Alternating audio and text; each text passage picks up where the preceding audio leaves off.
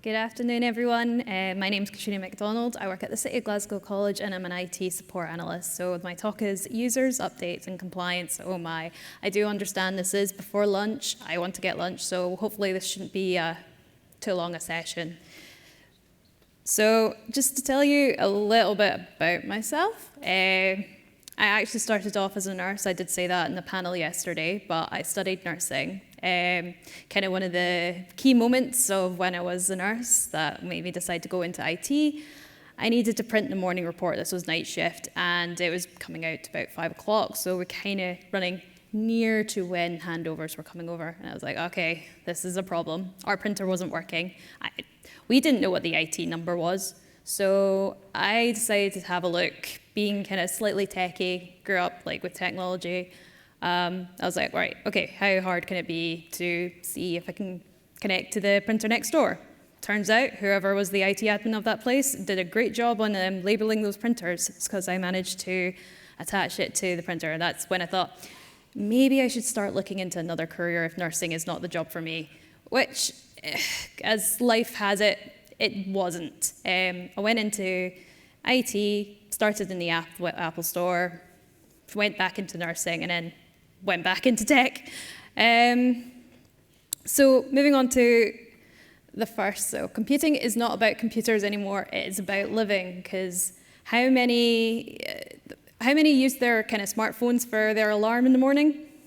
Very much, yeah. As soon as you wake up, it's my alarm clock. It tells me if the train's delayed. It carries my passes for the tickets. Technology is pretty much such an integral part of our lives that if it breaks down, it feels like a kind of a limb is missing from us. Sometimes we forget that for our users, that's the case with their work devices as well. Now, obviously, they've got quite a lot on their plate, and sometimes they have a very important meeting coming up, and they don't want their device to be breaking down. So when they give that call to us, it's very kind of it's quite easy to have that disconnect because we see it as a device, they see it as a lifeline. They don't want to be embarrassed when they go into that meeting with a broken device. So obviously there's usually a lot of tension when you kind of enter those kind of conversations. Having that conversation can kind of reflect on how your users interact with you. So with users, there's behavior. I'm going to be talking about behavior and culture, the barriers to behavior change and accessibility. So behavior is your internal stimulus, so the education that you brought up. So if you have a very techie background, went to a computing degree, of course you're going to understand quite a lot about computers, how to diagnose it, why it's important to update it. But for example, in our institution, we have creative industries. These are photographers. Some people are doing TV. Some people are doing radio. They understand that side of the tech, but they don't understand the whole picture. We also have people with hair and beauty who are probably a bit more tech-phobic. You've got your personal thoughts. So if some people have had bad experiences with technology, they're going to have a very much more of a hands-off experience, whereas someone who was encouraged, brought up, they're going to have a more of a hands-on approach, and those are the users that are usually the ones that don't like to get too restricted. And then you have your own personal feelings, which come across with your thoughts. And then you have the external stimulus. So if you have a very kind of negative culture in your workplace, that is going to affect your behavior. So even if you're kind of willing to help others outside of work, if you've got a negative environment where it feels like you can't ask questions, you can't go seek help without getting snippy comments, you're going to kind of react in a way, well, I'm just going to snub you then. You've also got your peers, so as if your peers kind of interact with you, and then the environment itself. So culture is an accumulation of behaviors and ideas of a group. So you might find that in your kind of institutions, there are kind of cliques. There are some cliques that are probably more willing to help you than others. And there are some cliques that are more against. So that's kind of how culture kind of accumulates. So now, I know that IM Cyber Essentials was mentioned. This has actually come from kind of in a scenario. So Apple is released an important security update for macOS and iOS, and you have 2 weeks to make sure that each device in your organization receives said updates. So the questions that you have to ask, I want to ask yourselves is, what is the expected behavior of your user? Are they going to be the type that says, yes, absolutely, I will do that update? Or are they going to be the type that you kind of have to say, look, you need to update your device? Or are they the kind of people that you actually have to step in, lock down their device until they actually do the said update? Because we know that there's a couple out there, unfortunately. Every organization has them, the ones that are very reluctant to do it and always have a reason why they shouldn't. Not to say that their reason's not valid. I always say listen to why that's the case and see if there's a way to work with that.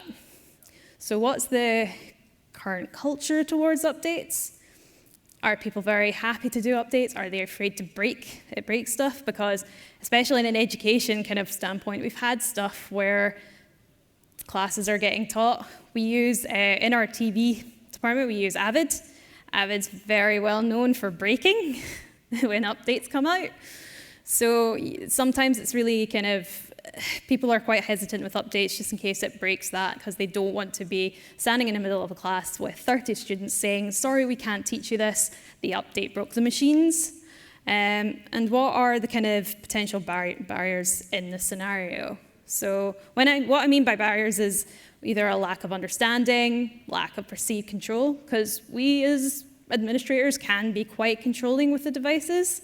It's kind of like, we know better than you, which in some cases, yes, but you have to understand that some users do actually understand, probably as a hobbyist, the same amount as you. You're always going to have different levels, so you're going to have different levels of different levels of control. Lack of motivation or lack of engagement and awareness. If people don't feel that they're going to get heard, they're not going to be very engaging with you. So if you don't listen to the complaints coming in, if you don't ask for feedback, you're going to get a very kind of reluctant kind of user base. Whereas if you open up, say, like, we want to hear your ideas, we want to see what you like about the current systems we have, and what do you not like about the current systems that we have, you can kind of get more of a better engagement, and they can at least say that you're trying, rather than saying, oh, that IT team, they only really kind of are important when things break down. So accessibility, how easy is it for users to get information on why updates are important? And how easy is it for them for updates, should they want to do it themselves? So for example, Jamf has self-service, Intune has company portal. Do you have like scripts that run in the background? So that means that they can download it in the background, should they want to do it themselves, or various other means. And also kind of getting information. So newsletter, like notification burnout is an absolute thing. Every time that you set up a new kind of MacBook, I find that you've got about 10 notifications coming up saying, by the way, this is installed, this is installed, this is installed. Of course, you're going to get, most users are going to start ignoring that if most of the messages are not important. Okay. But it's like, how do you get that kind of information out? So it's kind of more act like a marketing campaign.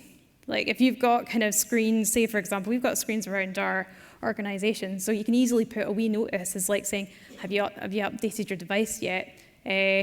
Or kind of little kind of graphics where it looks like the computer is going to get sick if you haven't done the update. Just little bits of information where it gets them curious to start actually seeking out the information. Not all of them are going to seek the information. You obviously are dealing with some with varying levels of tech literacy, but the more that you can get to do you themselves, the better. So it means that you can then spend more time with the ones that are reluctant and find out why they are reluctant. So updates, making it more accessible through MDM solutions. Now, as we all know, it's kind of near impossible to not have an MDM solution these days. So for us, how do we make it easier? So you can set configuration profiles so that we can download in the background. You've got your remote commands, Appleseed for IT, so I would say that is a really great resource if you haven't signed up for that, because it means that you can test most releases before they come out onto your MacBook, so that you can count max, so that you can then see if it works for your environment. So what I mean by that is it means that you can test whether Avid is going to work or not. You can select a group of people who get these kind of more recent updates to make sure that they don't break anything, so that when it comes to the point of rollout, you're not worrying about these things. And then you've got your kind of Mac admin tools. As a community, we have created many things that kind of help each other do the job that we do. And then on the user side, you want to kind of focus on education. Drop-in sessions are probably quite useful. It means that a person can come in, they can ask questions, as long as you have a very kind of open and cultivating environment. So like as I like to say, there is no stupid question other than pigs can fly. Because there isn't. There's always some kind of burning question that someone has always wanted to ask, but maybe had the anxiety to do so. And asking that question could mean that that person then finally gets that answer. Regular communication, so kind of regular kind of emails, saying what you're doing, just raising awareness. Now, when I say communication, it's just pack in the security updates with what the department's doing in general. Don't put it just as security, because then you're going to get that notification burnout. And just generally like raising awareness in general. So why is compliance so important? We're in a day and age where we're at war, like Russia is at war, and they are kind of a big cyber security. They're hacking.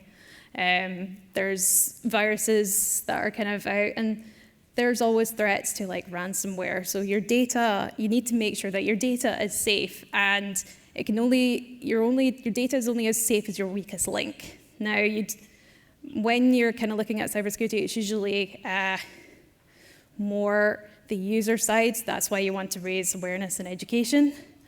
But having your devices up to date doesn't harm matters. So you've got your tools as well. Microsoft have your compliance policies, which is great. If you've got your kind of company data in Azure, it means that if a device is not up to date, can't access that information. You've got also Collide, kind of similar, Jamp Protect, Nudge, and scripting if you can't really afford some of these solutions. And I remember at one point I made a script that checked if the machine was up to date. And if it was only a couple of weeks out of date, that's fine. It would just send a wee notification once a day. But once it got beyond a certain point, it would nudge you about pretty much every half an hour. I'd pop up and say, excuse me, your machine's not out of date. Could you please update it? Now, I won't say it's perfect, because I have had lecturers that come back to me and said that they've ignored it for a good 2 months, which is kind of problematic, but it unfortunately does happen. So I've got a reading list. I'll keep this up if you guys just want to take a picture, but these are some of the things that, kind of from the information that I've grabbed to make this presentation.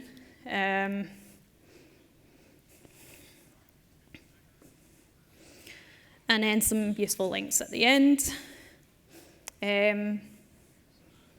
What I will say is about scripting OS X, they've kind of talk about other blogs, and I think from quite a lot of the speakers here have their own blogs, and probably that's how we got more into kind of like enjoying being part of a Mac admin. We've got a great community. We do kind of help each other out. So I always recommend going to that blog, because he kind of points into varying blogs that might be useful for you or your organization. And thank you for listening.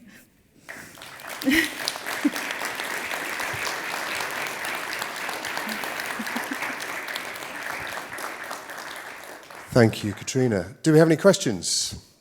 I know it's lunchtime. Yes, David. Would be other in the room.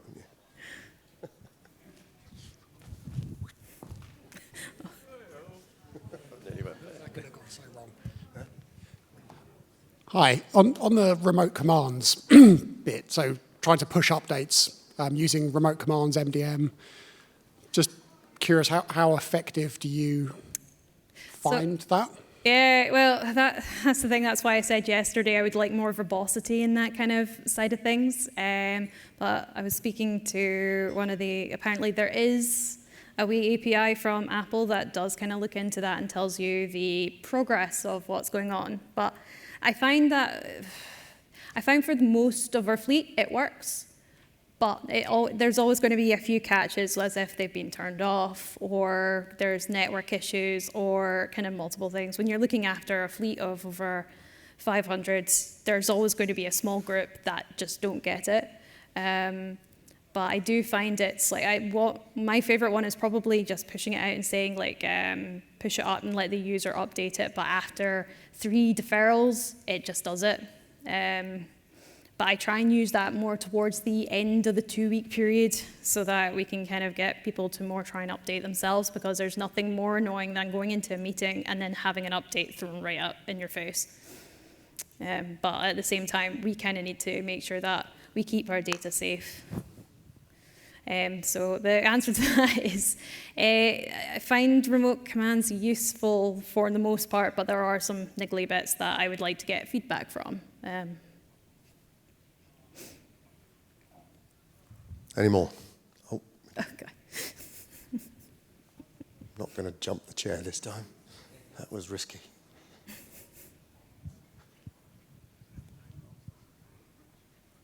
Thank you. Hello.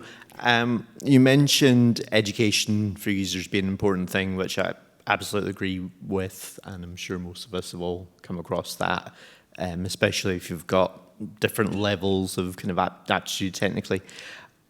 At the other end, have you found you've had to try and get buy-in from kind of management or upper levels in your departments? How easy has that been? And is there any kind of tips you would have from that perspective?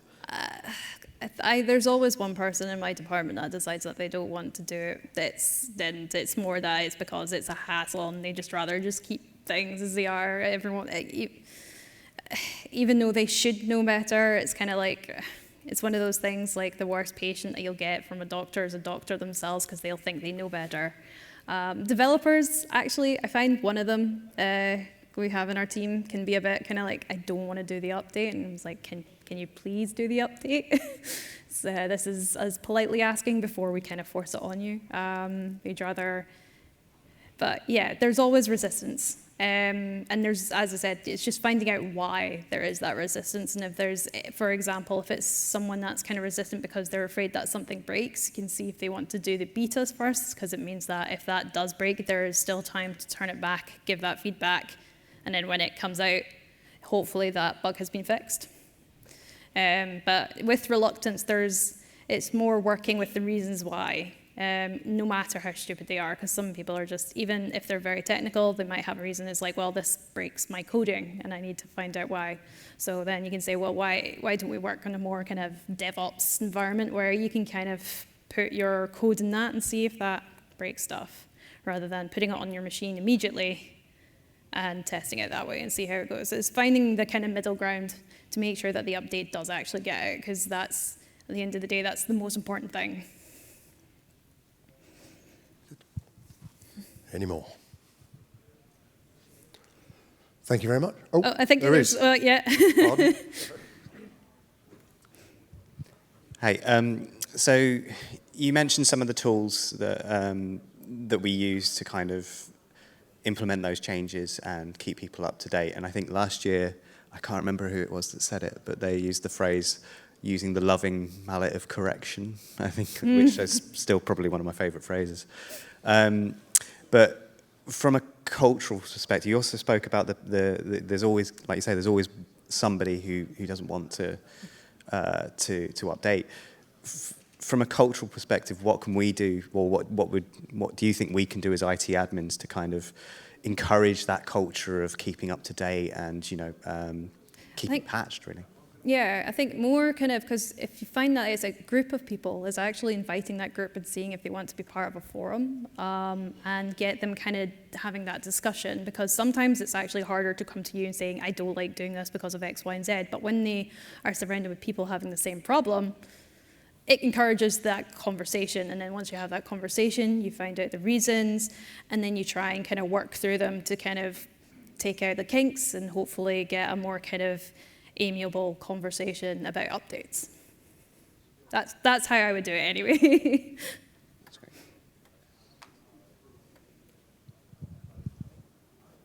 Scanning the room. No, great. I think that's it. Thank you very much. Thank you very much, guys.